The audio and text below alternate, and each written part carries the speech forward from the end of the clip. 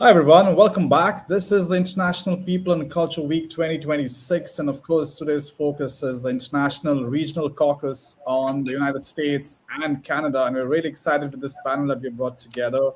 We're going to have some fantastic conversations on people, culture, strategy, justice, values, and so much more that make up the operating model for people and culture professionals. We've got a really exciting speakers today, and I can't wait to introduce you to them. But of course, this is brought to you by the People and Culture Institute, or we call it the PCI. The PCI has around 700 members from different parts of the globe, and we meet bi-monthly. We've got video casts, book club sessions, research projects, and we come and try and share best practices and ideas and innovations that are really driving the people and culture space.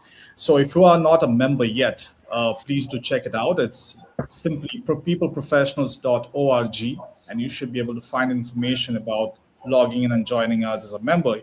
If you can't find information about joining us as a member, all you got to do is once again drop us an email at info@peopleprofessionals.org, and we should be able to send you those details. This, of course, is sponsored by the TCM Group, which has revolutionized and led the space for workplace conflict resolution, coaching, and leadership in the UK and, of course, globally. So once again, thank you to our sponsors, the TCM Group. And the People Leader magazine, that's what you got to look out for. It's, of course, revolutionizing the magazine space now.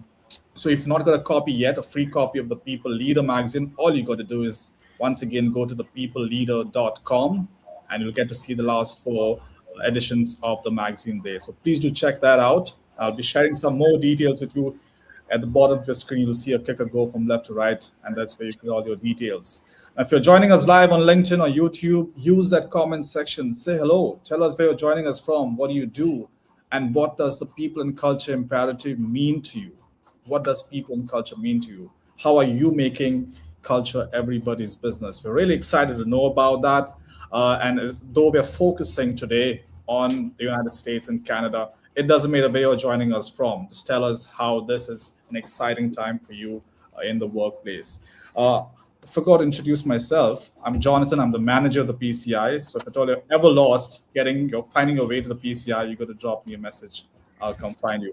All right. So I want to quickly start introducing our guests to you. Of course, they will be sharing more about their life and journeys in the people and culture space with you. But I want to say quickly hello to Tracy, who's joining us all the way from San Francisco, California in the US. She's, of course, a global chief people officer at Slick Deals. She's, of course, an HR, and she's had a lot of HR and people and culture leadership roles at StockX, Zenefits, Genesis, MobiTV, and Organic in the past. And she's, of course, steered 3 big companies through their S1 filing process for IPO readiness, and played pivotal roles in the mergers and acquisitions and change management initiatives of all these companies. So a lot of experience coming to these panels. We're really excited, especially to bring in that M&A space. Especially, I think there's a lot of scope for disputes, especially when companies take over each other. So I'm really excited about bringing that into space. Tracy, thank you so much for joining us on the panel. I want to quickly say hello to Armela, who's, of course, joining us from Montreal in Canada. She's, of course, the Director of People and Culture at Equitas, International Center for Human Rights Education. She was a Senior Talent Acquisition Specialist before this at IG Wealth Management. Armela is, of course, skilled in leadership coaching, organizational design and change, and creating environments where teams are engaged and well-being is prioritized. So really excited to get in those teams once again. Armela, thank you so much for joining us on the panel at IPCW 2026. I want to quickly say hello to Richard Hinton, who's joining us from New York. He's, of course, a senior people leader based in New York. Richard works at an executive level to build leadership clarity, alignment, and operating discipline organizations when they need growth and they start to see that execution within leadership teams. He, of course, has held leadership roles at Assembly OSM, Shawman Design and Construction, and Alloy Media and Marketing. As a senior people leader operating in the CPO scope. He, of course, focuses now on leadership decisions, how they show up in execution, performance, and risk. So really excited once again to get into those very interesting themes. Richard, thank you so much for joining us all the way on this panel. I want to quickly, of course, say hello to Linan Brewer, who is joining us from Texas. Linan, of course, is the Senior Executive Advisor at McLean and Company. Linan works very closely with HR leaders and executive teams, helping them make sense of complex people challenges, turning big ideas into practical action. Of course, she's trusted insights have been featured in media, including Fortune and Quartz. And we're really glad to have her with us today, of course, on this panel. Thank you so much, Linan. And holding the conversation today from London is David Liddell, of course, HR Most Influential 2025, the president of the PCI, the CEO and founder of the TCM Group, and the author of Managing Conflict, Transformational Culture, and People and Culture. David, you can show up that book one time, maybe for the audience. Hang on, Jonathan. Sorry, I wasn't prepared for that. There we go. Thank you very much for giving me that chance. Finally, the editor, of course, of People Leader magazine as well. David, thank you so much for anchoring this conversation. You're welcome. We're really excited about it. So once again, to everyone who's joining us live, use the LinkedIn comment section. Tell us where you're joining us from. And once the speakers start sharing their insights, if you don't agree with anything, if you agree with them, share those comments and we'll try and respond to them as well. Awesome. Great. So we have everyone on the call. We're ready to go. David, over to you. Oh, Jonathan, thank you so much. And what an amazing array of skills and expertise and insights. I cannot wait for this conversation. It's International People and Culture Week, and it's about shining a light on best practice in our organizations. But we know culture's under pressure. We know we're all feeling under pressure. And so my first question is by way of inviting each of my guests here today to introduce themselves. But what I'd like to do as well is ask you to introduce yourself, talk a little bit about your journey into people and culture. But what I'd be really curious to know about is what is the value of getting culture right? What impact does it have in your organization? And what impact do you see for your people, for your leaders? So, Armela, can I start with yourself and introduce you and ask you to introduce yourself and talk a little bit about your perspectives on culture and the benefits of getting it right? Hi, everybody. Very pleased to be here today. That's a very good question, David. But before I'm going to just talk a little bit about the work that we do at Equitas, a human rights organization, and we do work here in Canada, but internationally as well.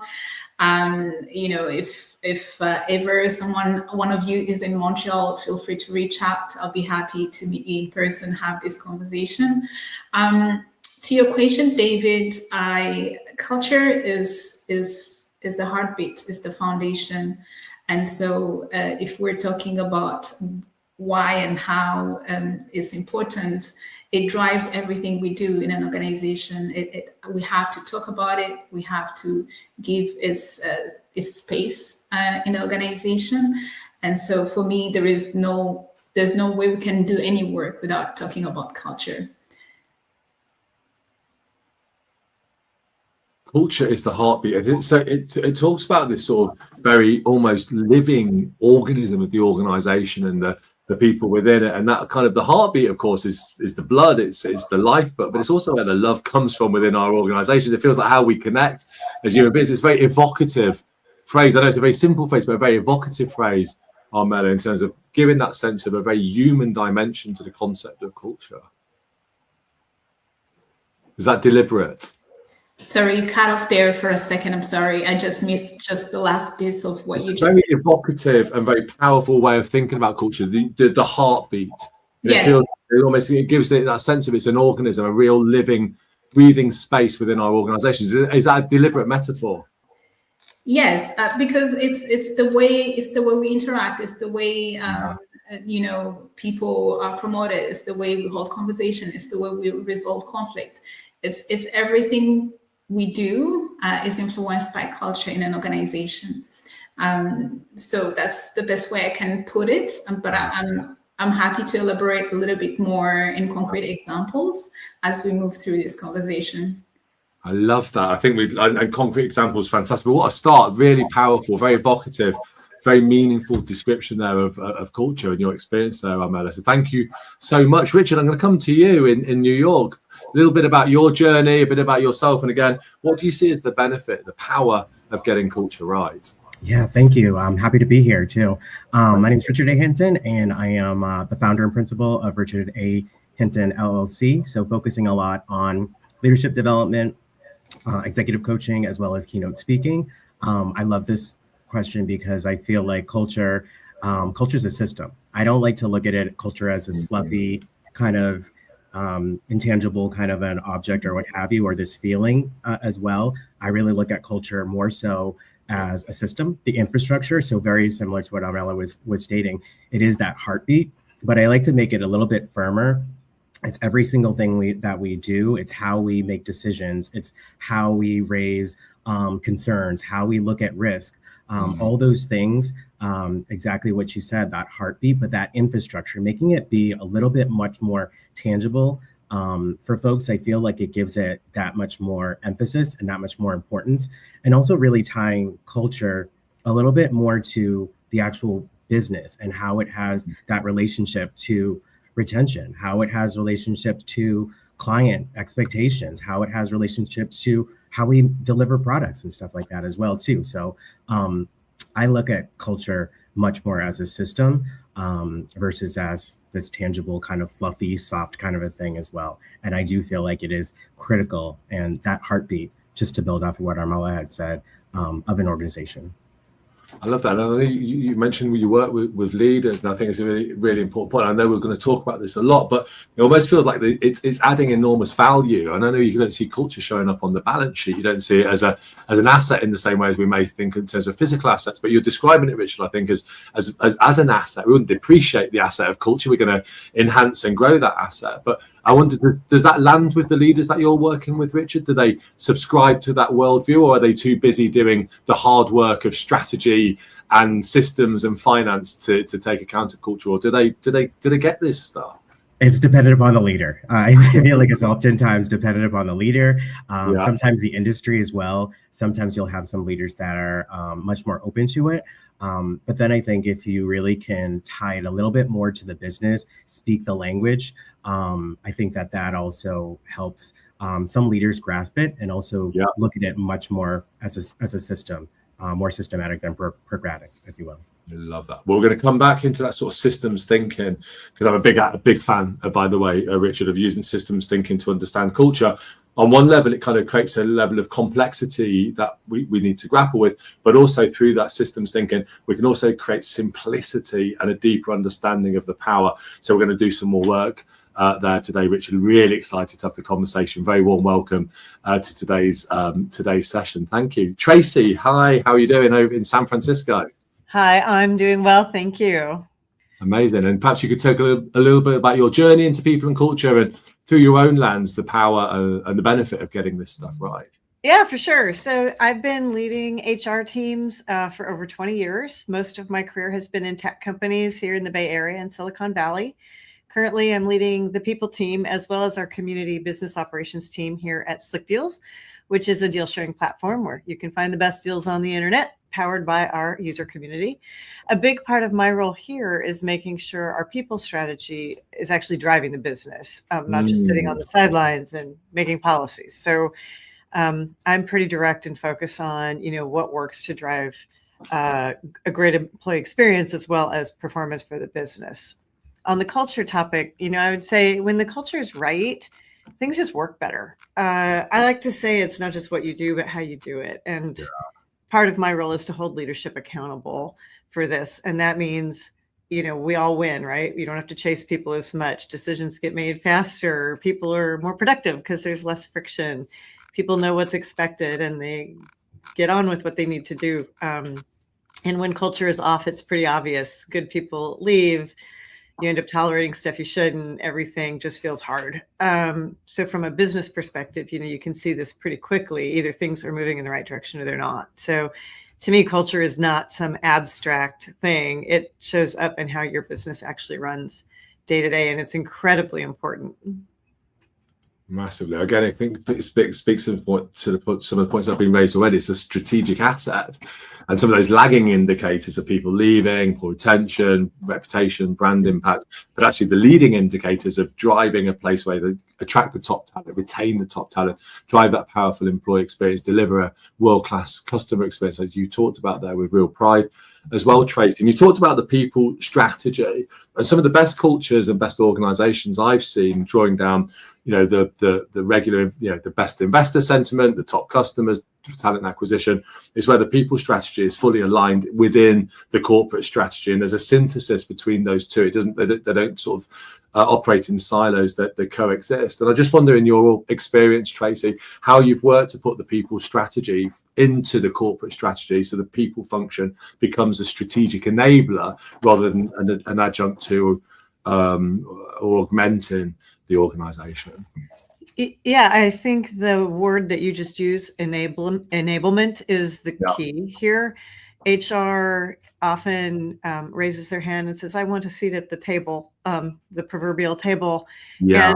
And there's a lot of hand wringing and wondering why they're not getting it. And I think the reason that in some organizations they're not is because they are not operating as an enabler of business outcomes and success and productivity. So a great experience from an employee perspective means a lot of things. And it's not just bagels in the kitchen and nice benefits or whatever. I mean, those things are important too, but what really matters is how are we helping support this team, hire the best talent, retain the best talent, develop the best talent, offboard the wrong talent to support the needs of the business. And that is how you get that seat at the table and how you actually drive a great experience in the company.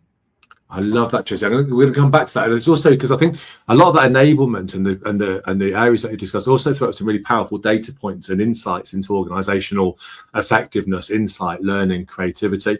And suddenly, I think when HR or the people function is able to harness and understand those data points, no longer does it seek a seat at the table. It becomes the table around which others now sit in order to be able to truly understand the nature of work and the nature of the organization.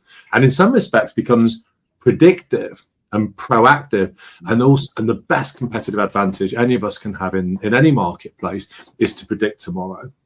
And certainly in this period of uncertainty and deep ambiguity and complexity, the ability to predict tomorrow is the greatest gift we could have. And suddenly I think the way you're describing it, Tracy, is HR become potentially the greatest competitive advantage with its ability to become predictive. So this throws up some great conversations, Tracy, for us to be having. So we talked about systems, we talked about processes, we talked about leadership and learning and connection and growth.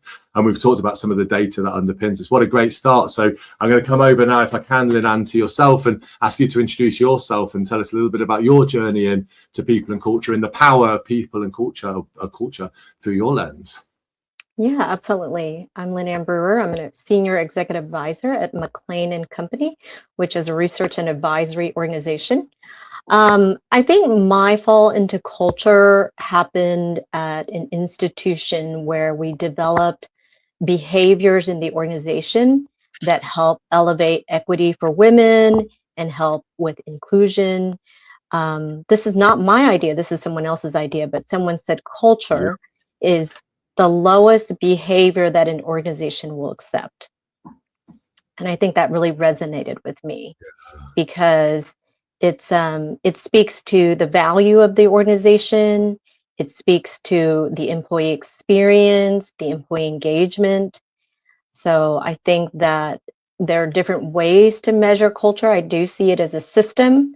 I do see measurements that come out of it to say if an organization is doing well or not.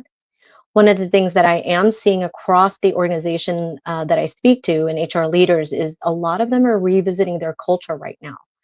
Another really great quote I heard is that when your organization is moving quickly through change, the relentless change that we're experiencing with transformation in AI and kind of the political uncertainty of the world, is that when we're moving quickly through change, what's the one value that we don't abide by? And it's a really great rhetorical question to think about as an organization.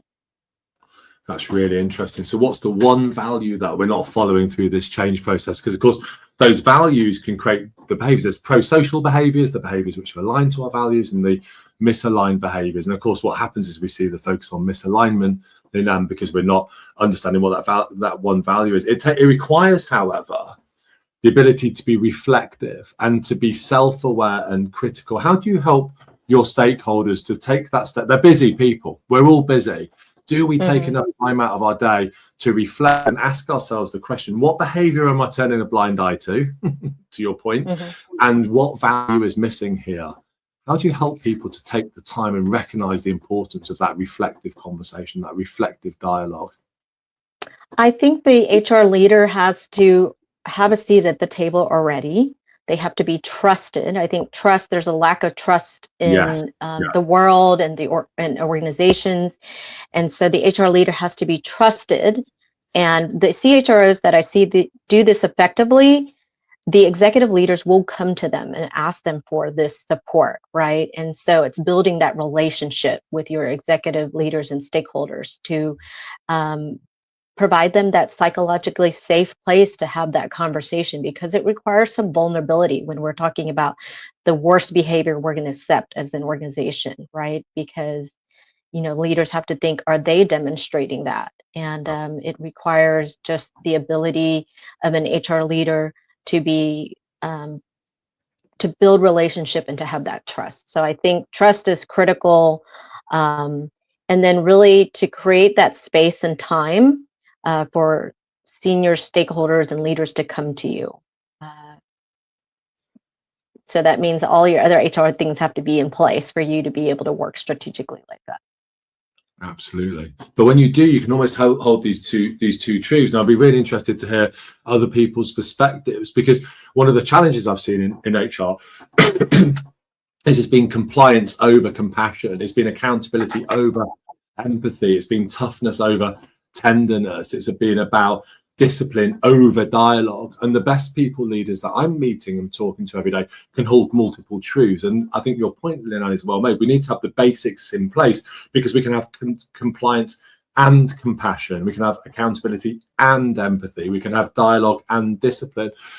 I'm curious to know your thoughts. Is how do we build, and how are you building cultures that are complex and where we can hold multiple truths, but we can deliver consistency and compliance and compassion, whereby we can hold multiple truths and we can create the spaces whereby people can resolve issues, address issues, come together and disagree in a way which then doesn't have any potential risk of harm or going through some formal processes. I just wonder if anyone's got any thoughts about the role that HR are playing now in creating those spaces. Any processes? I don't know, Tracy, is there anything that any thoughts in terms of the processes that you're creating and developing in your workplace to help manage that moving away from binary to more of a sort of holistic view of the people experience? Yeah, something you said to me, I was actually writing it down, because the thing about compliance over compassion, and you had various other alliterative examples like that. They're great. And the thing is, it's not about a process or policy to fix this. It's a mindset shift, and it's about being flexible. So as an HR leader, or any kind of business leader, quite frankly, you definitely want to create the box and set the ground rules and know what the rules of the game are. But the key here is knowing when it's okay to break a rule or to flex or to stretch things a little bit. And this is where I think HR has traditionally kind of fallen down historically, and they get that reputation as being, the bad cop. And that is not what drives the business forward. What drives the business forward is knowing when you do need to take a risk or make an exception or do something a little differently, be a little more compassionate, be a little more flexible. Absolutely. I think moving away from a rules-based system, which often feels very rigid, it's about right and wrong and win, lose, defend, attack, to that level of flexibility, while still being able to hold people to account and create that compliance structure. Any other thoughts on the role that HR is playing in shaping that landscape? I want to add to that. I think a lot of organizations over the years, with all the consistent and relentless change that we have, we just kind of went with it. And I think one role that HR can play right now is to integrate change management fundamentals into the organization. A lot of times, change, we think about it as a start and stop. But as we've seen, there's no stop to all the changes that are happening, and people are fatigued from it. So we really, as HR leader, need to step in with our stakeholders to either build out fundamentals, build out a system or process to help employees come to term with all the change, adjust to all the change. I think employee groups right now need support around that. And I think that's something that HR can do right now. And what I'm seeing a lot of my leaders do in helping to support kind of all these things that are going on. Amazing. And Armel, I just wonder what your thoughts are there about the role that HR is playing in creating that sort of support infrastructure. Because I was always, if you look at the old Ulrich model, it wasn't about sort of tea and sympathy, it was about hard business benefit. And now we're hearing, actually, there is something about compassion, there is something about people, there is something about dialogue. Armel, what are your thoughts on that? I do agree with my fellow colleagues. I think there is more and more an ask from our people to show more compassion, to put the human in the center of the business more and more. And those organizations who are able to do that are actually winning. But there's also the reality that, I can't stop thinking about what Leanne has just said earlier. She said that, and I wrote it down, to say, to be strategic, one has to have everything in place already as an HR leader. For me, what I'm hearing here is this struggle we have in the people and culture function. We're always pulled into the operational side of things, right? And so, but we are also wanting to be strategic. So how do we use the operational cases and day-to-day to see what is coming up and bring it forward and advise the strategy? So one of the things that I see more and more in our practice here is that, and this started with COVID, with so many things that are happening right now, there is a need to just get off the HR handbook and think outside of the box and consult the people and ask them, what do you need? What do you need at this moment, and how can I support you, so that in turn they can support the business? So I'm really hearing a lot of good ideas about this. Can I just reflect something back? Like, it's so powerful, and it'd be very easy to miss it. So I want to kind of pick it back up again. What do you need? I think in HR time, I've run many training courses over the last 30 years of working with HR communities. And HR will often say, I'll be talking about some progressive practices around issues resolution, change management, cultural transformation. And we'll often get to the point of, I'll say, what are the big questions? How do you engage? Being curious. And people say to me, I'll ask people, what do they want? And I always say, well, that's the wrong question. The question we want to understand is, what is it that you need? What's the why for you? Because if I understand, Armella, what you need, and I listen to you carefully and attentively and with curiosity, and then you listen to me in the same way and listen to what I need, what we often find, Armella, is that we have convergent needs. We have shared needs and goals that creates a sense of common purpose.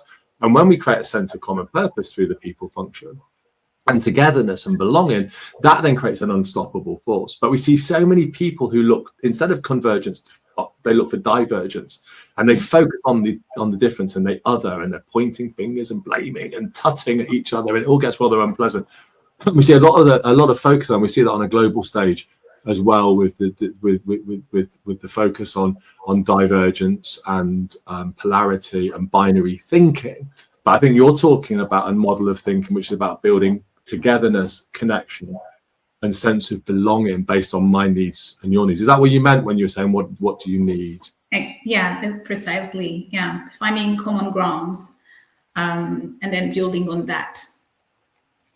So it's really interesting, isn't it, in our world where it feels like common ground is so hard and out of reach sometimes and so difficult for us. But I think what we're talking there is some basic, not simple, but basic human conditions, human principles of trying to create that powerful connection around what we need. I just wonder, I can see you nodding there, Richard. I just wonder, how does this show up in your work with the leadership community? Because when we hear our leaders asking, what do you need? And I see you, I hear you, I understand you, I appreciate you, says our leader.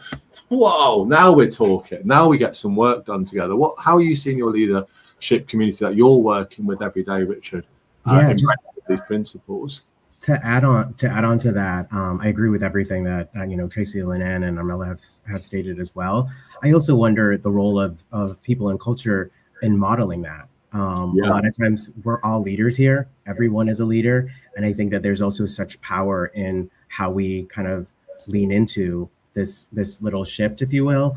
But really looking to leadership more so to stop checking boxes, stop checking up, and start checking in. But there's also this power in authenticity and really cultivating a level of trust within the organization as well. So as people and culture leaders, how are we modeling that, but also leaning into things that really allow folks to be more human, to develop that level of trust? How are we also staying consistent and remaining true to our values, even when it's inconvenient? Because I think that a lot of times when we have those inconsistencies, that's where trust starts to erode. And when you have that erosion right there, it is so hard to get that back. Right now, I think I saw some data that said 50% of employees trust their employers. And that's the baseline. So you need to do a lot more work to continue to build that trust. So leaning into how we're modeling that, how we're coaching our leaders, and how we're really kind of ensuring that it's felt throughout the organization is critical. Well, I think that's the Edelman Trust Barometer you're quoting there as well, Richard. Yeah. And the unfortunate truth is that's going down each year as well. Absolutely. And it's not just in terms of business and people's expectations and perspectives on business. It's also on our cherished institutions, whether that's church or government or else. And I think there's a massive trust deficit. And I think you talked about authenticity in leadership, and I just absolutely love that. But we know it's really difficult to be a leader. It's really challenging. There's the internal pressures, the external pressures. What does it mean to be a leader? Is it about being tough? Is it about being strategic? Is it about using leadership as a competitive advantage in a hierarchy?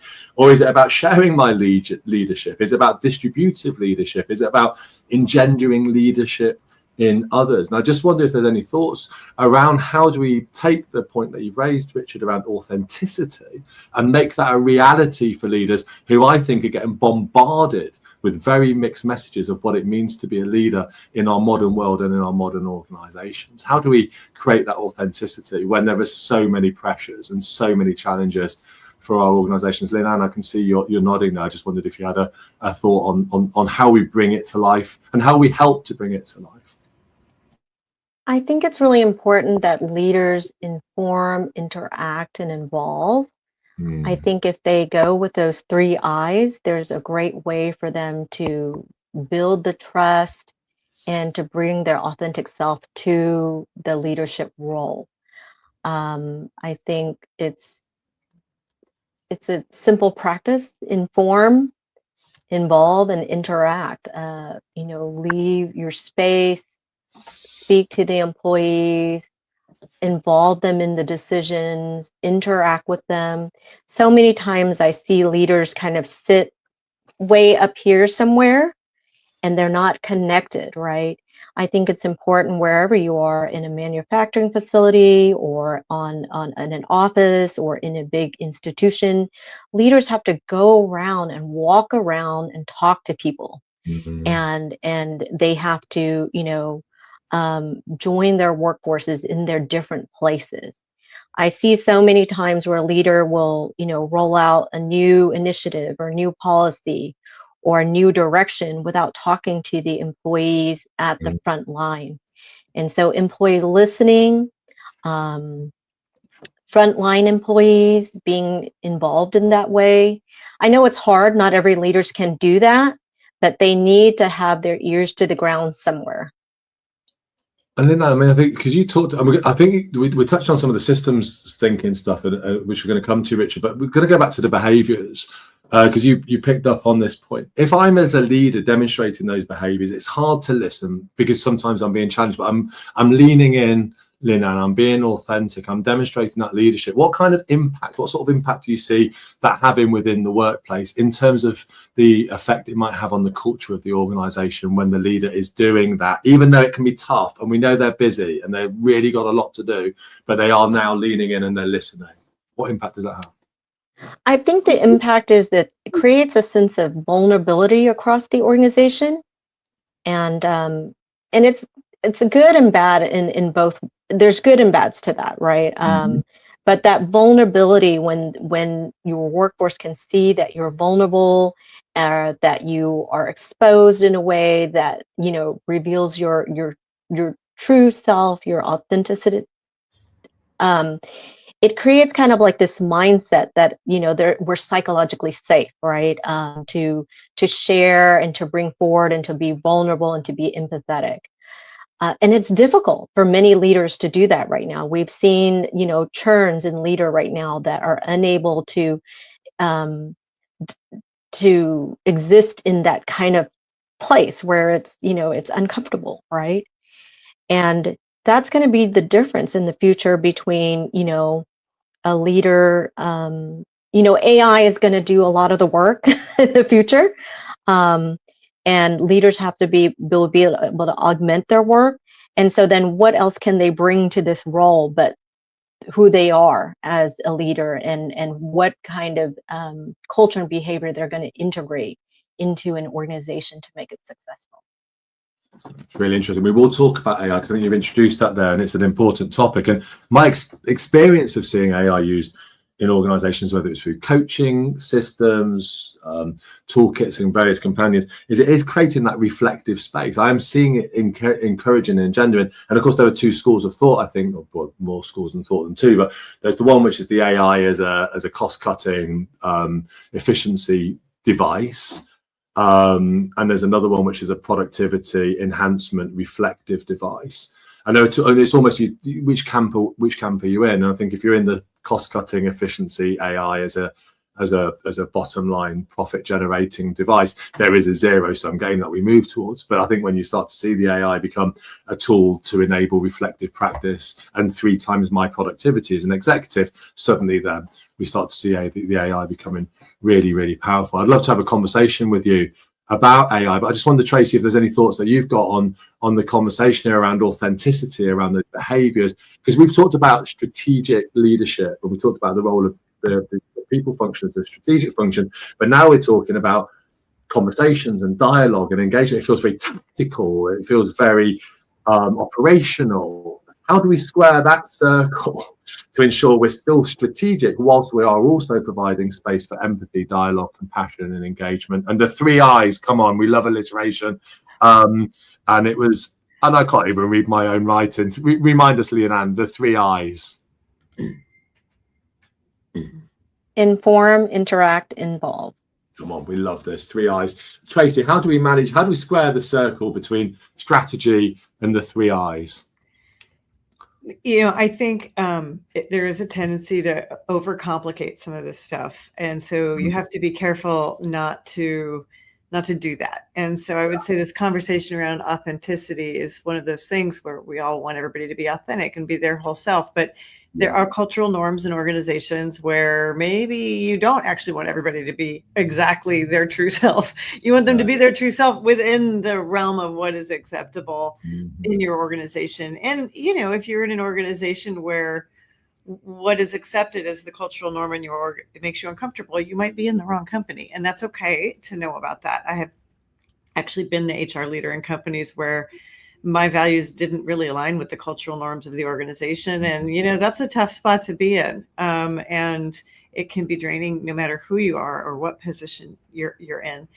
I think the idea about the 3 I's is interesting. And it brings me back to something Lynn was talking about earlier around psych safety and change management. And these are words that are really important, and HR people will use them and leaders will use them, but it can also be intimidating to people. So I do think just simplifying those concepts into something like whatever the 3 I's were, the inform and those things are just very basic, simple communication standards that are super, super important. So I'd say stick to the basics and don't overcomplicate the activities. And I think this is where HR people can get really caught up in their own heads and get stuck in trying to make these complicated models and initiate these complicated projects when really it's pretty straightforward stuff. You know, you treat people well, you communicate effectively. You can call it the golden rule or the platinum rule, whichever you want. Treat people how you or they want to be treated, but basically treat them well. And I think it's pretty straightforward.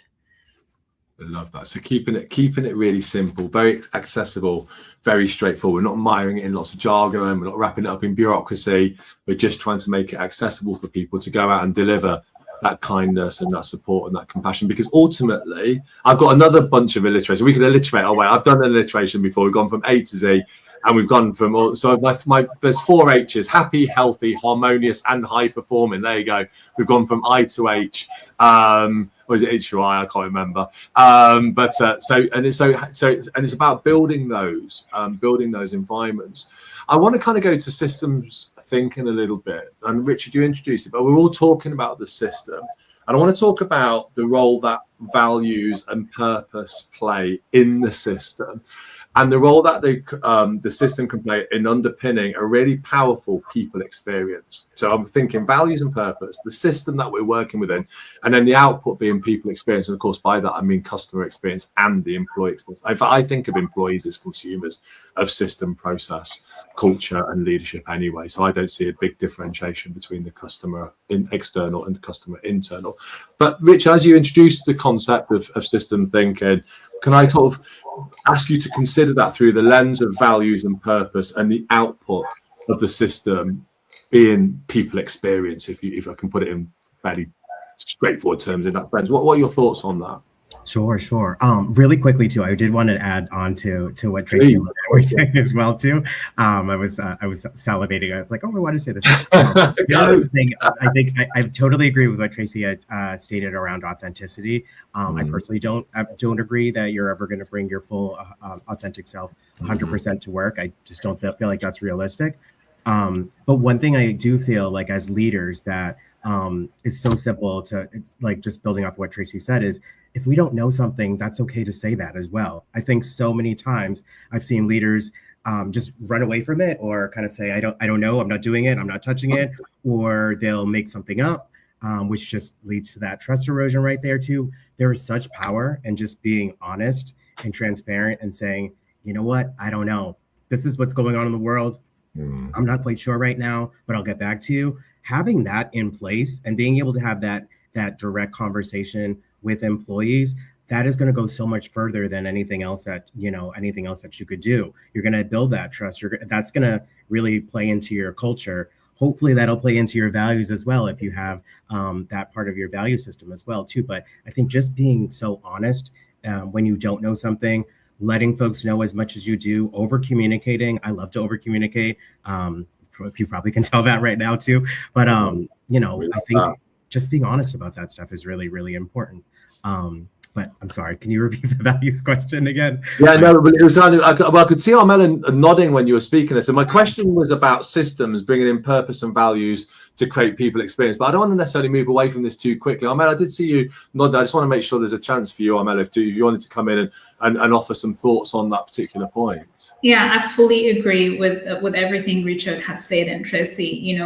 There's so much pressure right now for a leader to be so many things, and we need to simplify that. I couldn't agree more, Tracy. I think one of the resources that I have found really, really helpful that simplify this idea of trust is this tiny little book called The Thin Book of Trust by Charles Feltman. And he kind of just breaks down this idea of trust, how you build trust and sincerity, like Richard was saying, just telling the truth. If you have, tell us what it is, even if it's uncomfortable, right? I think that's essential. And I think it's okay. It's okay to say that we don't know, we don't have the whole picture, especially right now, because the context is so volatile. Things are changing constantly. For us in the nonprofit sector, funding is a big challenge right now. So one moment you have it, the next day you don't. So you have to to be able to be transparent and sincere and say, you know what, this is what we're facing, this is what we're going through, and let's come up with some scenarios planning, but we don't have the full picture yet, and people will appreciate that. They will appreciate the transparency. Yeah, they'll come with you. They'll work with you on that. It's an interesting, was it? Because I put in something into ChatGPT or Claude, and it doesn't know. It never tells me it doesn't know. It will always give me an answer with some level of confidence that it's kind of telling me that it does know. I do wonder. It's an interesting challenge. I kind of offer the challenge back in a genuine way, which is if you look at reward systems, performance management processes, even sort of the traditional policies and procedures, grievance, discipline, so on and so forth, it doesn't make much of an allowance for I don't know, because it requires a sort of absolute sense of certainty within the system. And in essence, we reward certainty, although we know we live in an uncertain world. So to be uncertain isn't necessary. It's almost countercultural and counterintuitive in the way that the systems are designed, many of the HR processes, which require a right, wrong, win, lose, yes, no response in order to be able to function. They have to get to 51% balance of probability to function. And I just wonder if we design out uncertainty, and AI continues to do that, and whether or not that concept of I don't know is actually quite a risky thing to say in a world where certainty is valued and rewarded over uncertainty. I just wondered if you had any thoughts. It's a gentle pushback, but I hear that desire for uncertainty, but it's quite a risky thing to say to people. I don't know. I don't know. I don't. Oh, there you go. I don't know. I offer it in a genuine I don't know way. Any thoughts on that? It's interesting. I think for some reason it makes me think about the dynamics in the workplace between men and women. Okay. Where it is, I'm sure present company accepted, but it is typical for men to not say I don't know and to not feel comfortable doing that because of cultural norms and expectations in many cultures. And it tends to be more common for women to be willing to admit they don't know something or to actually undervalue what they do know or undersell themselves on it. And I'm wondering if sort of what you're thinking here is playing into turning this into a broader thing about humanity versus the robots, maybe. Very interesting. Yeah, because that is looming. That is looming as a discussion point. I think it's we're not there yet, but it feels like we haven't quite got out of diapers in that conversation. But we are going to be having that conversation. It's going to start crawling soon and start having its own mind. So I think that conversation is coming, Tracy, fast as well. We know. We aren't quite there yet, but I do offer that up. It's an interesting point you raised on gender. I found that very, very interesting. I'm very grateful for you to raise that. I just wondered if anyone else had any other thoughts on that. We will come to systems, by the way, and I think we're working in the system here a bit, aren't we? Any other thoughts? And thoughts perhaps on Tracy's perspective that's maybe represents issues around gender and difference within the workplace. Maybe just to help you along a little bit is I think it also ties back to the conversation we had about trust, where if you feel safe and you've trusted the people around you have your back and trust in you that you might be willing to be more vulnerable and say the things that what you don't know or what you need help with. So building that again, we go back to that trust as a foundational principle within strong culture, because when we have the trust, we have the dialogue, we can have the uncertainty, it doesn't feel as risky, people have got your back and you've got their back. I think that's, again, it takes us back to that really powerful dimension of trust. Any other thoughts before we come back to Richard and the question around systems, and of course we'll expand that out. Lynn-Ann? I wanted to talk about uncertainty. And how you said uncertainty is rewarded and certainty is rewarded and applauded or respected. I think in the future, even though we will have certainty around AI being able to answer and predict things, I think there has to be a comfort around uncertainty, and that we have to really be able to evolve and move and work in a place of, like, not being know-it-alls, right? AI is going to be smarter than us. They're going to know more than us. So how are we going to exist in this uncertainty where we don't really know the answer, right? And so I think it's critical to think about that in the future and how you can bring value through uncertainty, even, maybe elevating that as a capability or a competency. I think that's a really interesting way you put that.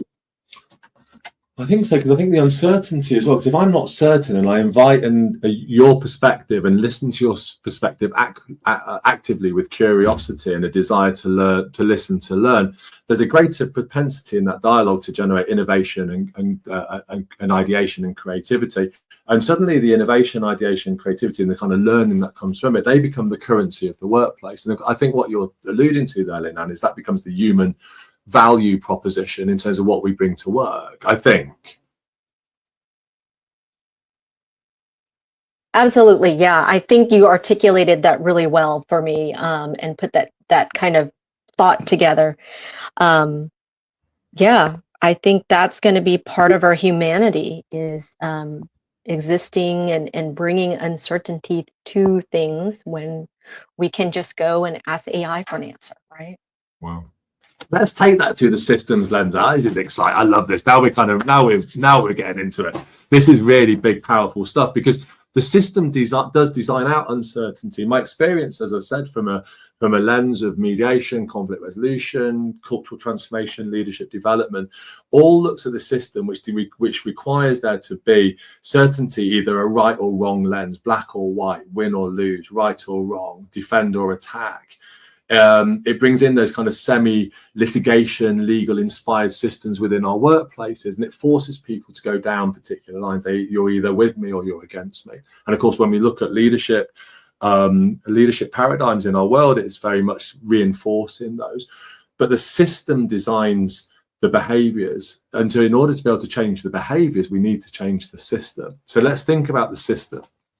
How do we bring the values and purpose within the system to enhance and develop a positive people experience, which allows us to go full circle back to the point that Lin-An and I were talking there, and more widely we've been talking about, is the ability to harness uncertainty as antecedents to innovation and creativity. Richard, you introduced systems thinking. That was a big question. I realised that was probably not the best put question, but I'm going to let it hang there, Richard, and just see what you do with it. Oh, wow. Thank you so much, David. I'm trying to peel back the onion.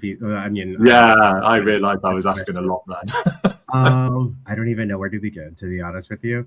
But one thing that comes to mind in regards to systems thinking, and even just looking at uncertainty and values and everything, is when I spend time with organizations, especially leaders, I like to ask, can you tell me your values?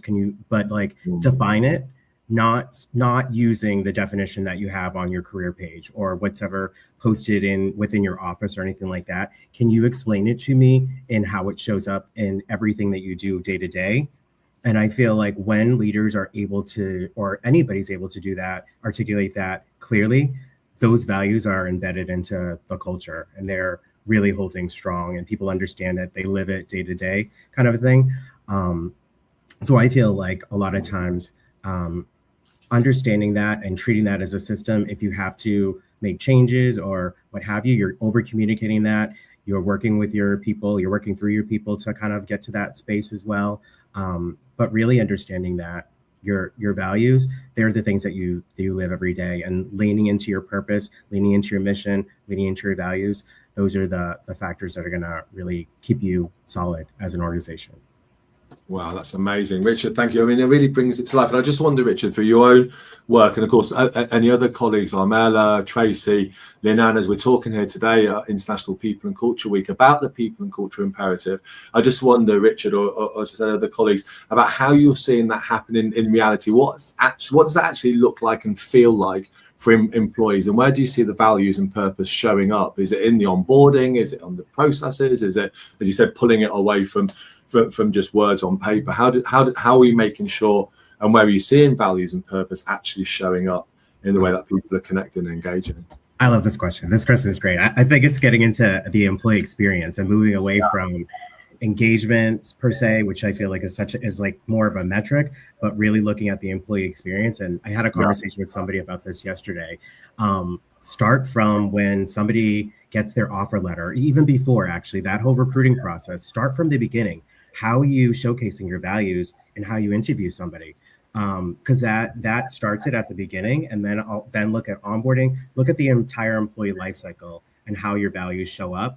I think one of the most like perfect places to really kind of lean into your values is with a new hire during onboarding. That time that you spend with them to really lean into that, having leaders actually explain it and sit with it and let folks know the importance of it. That gives it such brevity, and it also gives it such importance as well too. So I feel oftentimes if we really embed our values, our mission, our vision, what we're all about as an organization from day one, and I'm saying day one where you're interviewing with somebody, you know, you have that whole hiring process and you take that through the employee life cycle, even beyond to offboarding. You know, let's not forget there's boomerangs as well. A lot of organizations have boomerangs as well. If you can really kind of articulate that and show that and live that as an organization, that's really going to impact your employee experience. Wow. Richard, thank you so much. It's really powerful. Again, it helps to speak. And I love the idea of it being part of the conversation from even before you begun work, because we're now starting to build a kind of common language and a common purpose around those values. And it becomes a thread that starts to kind of work through. It doesn't just show up in a few words on a poster, or on a lanyard, or on a lobby wall somewhere. It's the part of the felt experience. And Tracy, you talked about employee experience, I think, at the beginning of the call. You mentioned the work on employee experience. Can you say a few thoughts around where you're seeing values and purpose showing up to underpin the EX? And can I take that a step further as well, and the concept of the people experience, and more holistically, the idea of the employee as a consumer of systems and process?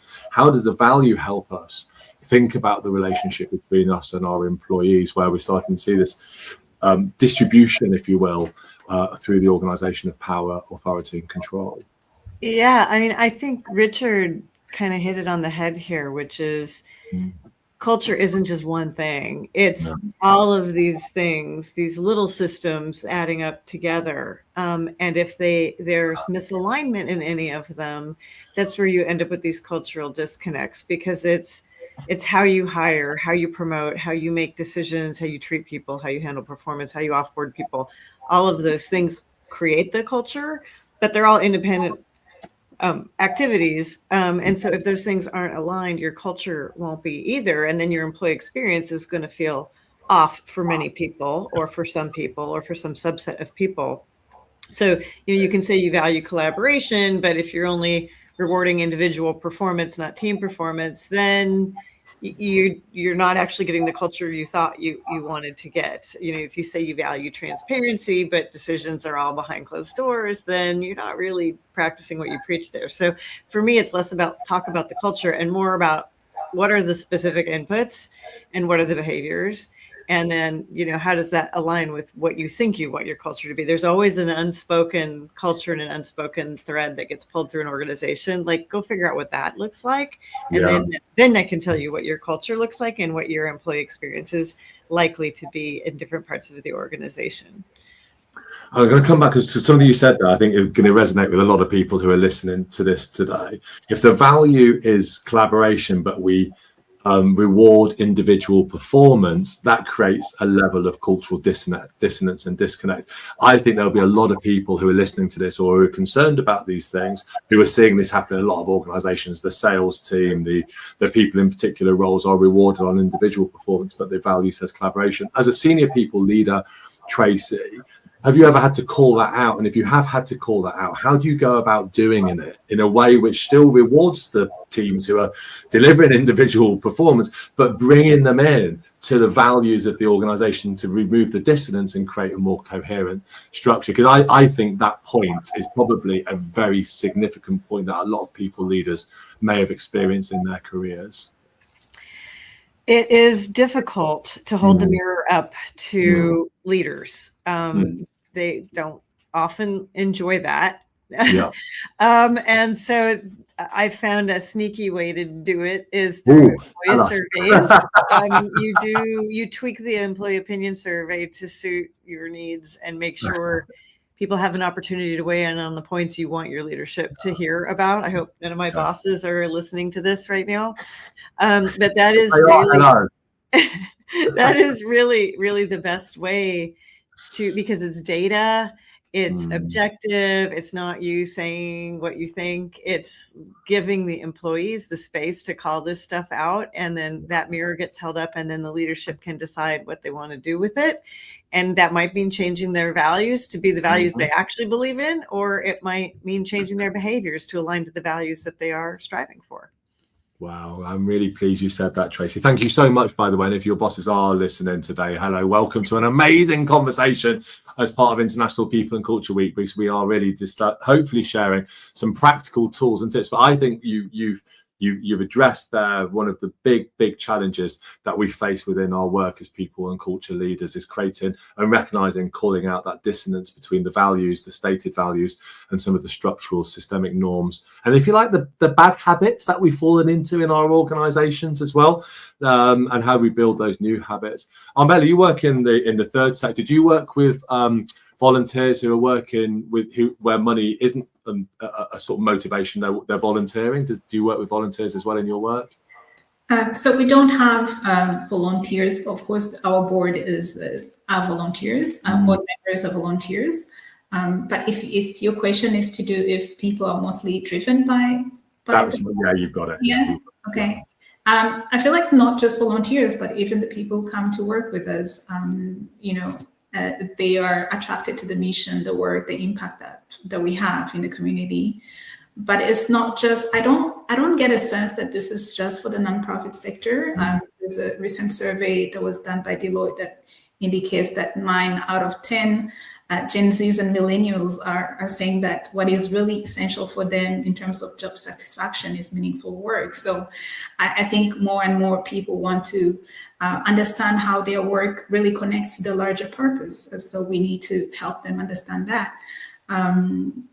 Yeah.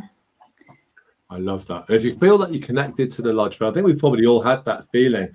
It just feels there's something very emotional. It feels like it's a head, heart, and gut connect. And when you do connect, when we connect internally between our head and our heart and our gut, it's a powerful internal. It's like Martin Seligman talks about flow, positive psychology, and we think about how we connect. But actually, we can create that flow in the way you've just described it, Armella, when we create flow and connection between our sense of self and the purpose of the organization. And that, to me, is where we drive the high productivity and the performance. I think you've again touched on something incredibly powerful, but can feel for some people very abstract and very difficult to achieve, I think. Armella, thank you. And Lenan, over to you. Any thoughts and reflections while we're in the system, starting to make place changes? So recently, I worked with a very large NGO that had to cut $3 billion from their budget and cut their workforce by 20%. Okay. And before that, they've been a very long-term, stable organization. And so we created an emerging culture framework for them. And the one thing that they did that I really think is an important part of culture is training. They did a lot of training. We built the framework, and they took the training on what behavior is going to be expected in the new culture, the emerging culture, more efficient, effective culture, right? They took that training across all of their field offices in the Middle East and Africa and the European region, and to really focus on, these forward-focused initiatives that they have to really work more effectively and efficiently. And so I think our McLean 2026 trend also said that leadership development is key. So I think training, leadership development is really important part of the system or a function in the system and building culture. Love that. And that builds that learning culture within the organization, Lenan. So we're constantly learning, evolving, and developing, and also challenging ourselves. And we talked about earlier about reflective spaces for self-awareness and learning. We've talked about empathy, and that, of course, is all embedded in that creating the training and the learning spaces. Lynn, can you believe it's 1 hour and 4 minutes since we started this conversation? It's been absolutely awesome. We've covered so many areas, from people and behaviors and values and emotions and leadership, systems, structure, strategy, and of course the people and culture space. What I'd like to do is just begin wrapping up, and I'd really kind of invite you, colleagues, to think a little bit about what do you think the future of people and culture look like, but what specifically one piece of advice would you give to someone who's watching this podcast today, this webcast today? What piece of advice would you give them to help them harness the best possible outcomes from the future of the people and culture in the way that you think about it? So what's one piece of advice that you would leave with a people leader or a leader more widely in their organization? So and Jonathan, I was conscious, Jonathan, that you've been part of the conversation. I'll just say a massive thank you, by the way, to Jonathan Rodriguez, who's the People and Culture Institute manager. He sets the sessions up. He's running International People and Culture Week. He's doing an amazing job. So, Jonathan, fantastic work. And we haven't come to you much today, Jonathan. I know you've been running the session in the background, but why don't we start with you, Jonathan, because you've heard a few of these sessions. So putting you right bang on the spot, Jonathan, what one piece of advice would you give to people who are watching this in terms of thinking about the future of people, culture and leadership in their own organizations? And then we'll do a quick whiz round, and then I think that'll be us done for today. Jonathan, over to you. Yeah, I think one of the themes that kind of came off from everyone's sharings was, just being genuine in your leadership style. And I think keeping that ear open to listen to people. I think even on yesterday's session, we were discussing about active listening. But I think the genuineness to have those transparent conversations with the people around you. I think it's a, we have said this before, David, at the PCI, spoken about how workplaces need to be the havens. Sometimes the world around us is quite tough to live in, and so a lot of people probably come to the workplace to find that peace. We spend quite a lot of time at our workplace, right? We spend sometimes we spend literally half a day if you count the travel and everything. And so I think as people leaders, it's important for us to create those safe spaces, those psychologically safe spaces that people can be genuine, have conversations about things that they are struggling with, that they don't agree with you, so that there can be a conversation. I think we are too afraid to discuss things just because we think the other person doesn't have the same view as us.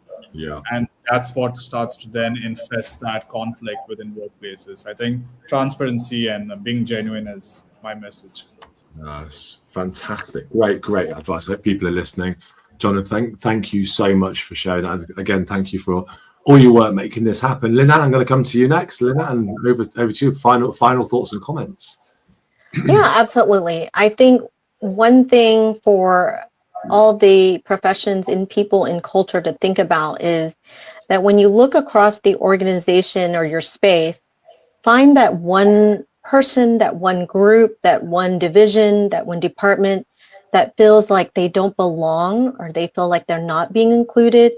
And that could come from engagement surveys or from, feedback. Find out who that is and go and have a conversation with them. And I think there's a lot to learn there. And there's a lot that, we can take away from that to integrate into your framework and your system as you build out the people and culture function. Well, then go and find people and go and give them a jolly good listening to. I love that. A good conversation. Thank you so much. Armella, what's your piece of guidance and advice for someone who's watching this in terms of the future of people and culture? All right. So I want to build on what both Leanne and Jonathan have shared, right? So there's the listening part, making, that voice be heard, but please act on what you're hearing. That's where most organizations really fail, because I know in most organizations, people have survey fatigue. They've given feedback, they've said the things, and most organizations are collecting data every year, every quarter, every 6 months, and so let's make a difference and let's take action. Let's do something. Let's just do one thing, and let's commit to doing one thing with the data that we have received over the past year. I think that will be my recommendation. Love that. It sounds such as big. We've listened and now we're actually acting upon it. We're listening and doing something with it. Armella, that's fantastic. What a great reminder of the importance of not just the listening, but then the actual doing as well. Thank you. Richard, over to you. Sure. Grateful to be part of this conversation. It's been great to get to know everyone and be part of a conversation. I would say for people and culture leaders, ingratiate yourself in the business. We talk so much about having a seat at the table. Tracy brought up that point of having a seat at the table. And we also talked a lot about aligning people strategy with business strategy. In order to do that, I think we have to be careful about how much people and culture or HR jargon that we throw around and really speak a little bit more of the language of the business, starting with the P&L, looking at finance. I can't stand finance, to be honest with you, but I have forced myself to learn it and to be able to speak it, because I feel like that has been my tool to use to really enable alignment between the people strategy and the business strategy as well. So for anybody that is looking at people and culture and being that leader and really being able to drive change and influence, I can't emphasize enough of speaking the language of the business. And, if you work in construction, talk about things that are in construction. If you work in advertising, use that terminology to really be able to influence and drive change. That's so important. And immersing yourself in the business and being part of the business, not bolted on into the business or some kind of a function that's separate from the core. I really think it's such a powerful message about immersing yourself in the business and understanding how and why it works. Richard, thank you so much. I think, Tracy, it looks like you might be having the final word, Tracy. So over to you. Final thoughts and reflections. Yeah, I think Richard and I have a very similar philosophy here. The future of HR is pretty simple. It has to be part of the business or it will be irrelevant. So whatever your industry or company size, the days of sitting on the sideline running programs are over. You have to know how the company runs, where it's going, how they make money, how the people impact that. And that includes things like AI innovation and how work is changing. And if HR isn't helping drive those conversations, they will get left behind. So my one piece of advice is get closer to the business. Don't wait to be invited. Sit in, ask questions, understand how decisions get made. That's where you learn, and that's where you start to add value. Wow, bring it on. I love that, Tracy. That's such a powerful message and a real call to action for our colleagues across the people and culture space. What an incredible conversation here. So this is the International People. This is what happens in International People and Culture Week. We have these incredible conversations with the most amazing contributors who so generously share in their insights, their experience, their wisdom, their knowledge, and all of the advice and guidance that we're getting here. We don't need to go to expensive conferences all over the place. Just come to International People and Culture Week and listen and learn and understand how we can make people and culture a truly powerful function within our businesses, supporting business excellence, driving the best for our people, for the organizations, for our leaders, all together, coming together to create and shape a positive space where we can thrive and flourish and grow and be the best of ourselves in partnership with our organizations, not in spite of our organizations. So thank you for being part of the conversation today. If you're listening to us on LinkedIn, please do share your thoughts. Please share the video as well. Let people know the incredible stuff that we're happening. Come and join the People and Culture Institute. Jonathan, did we say how much it costs to join the People and Culture Institute? Oh, I forgot to mention that in the start. It's free, if I remember correctly, Jonathan. That doesn't cost a dime. So come and join us. Be part of the conversation. We're a global hub dedicated to driving and furthering and enhancing the people and culture space. These are big conversations. Please do go and find the People Leader magazine. It is a fantastic magazine. The new edition, it's just been published today, the May and June edition. So the latest edition is just out. This is the March and April edition. Next edition is just hitting the bookshelves just now. Please let us know what you think. Be part of the conversation. But what I'm going to say now is to my guests, thank you so much for being part of the conversation today. I've absolutely loved it. I've learned so much. I hope that we can stay in touch. And I'm looking forward to coming and visiting each of you in your various areas of across Canada and across the United States. But today, thank you so much to Armella, to Richard, to Tracy, to Lynn Ann, and of course to Jonathan for all of your work, for driving and creating this incredible special place to all of you. And to everyone who's listening, thank you for being part of the conversation, and look forward to speaking with you again very, very soon. Thanks, everybody. Thanks for being such wonderful guests.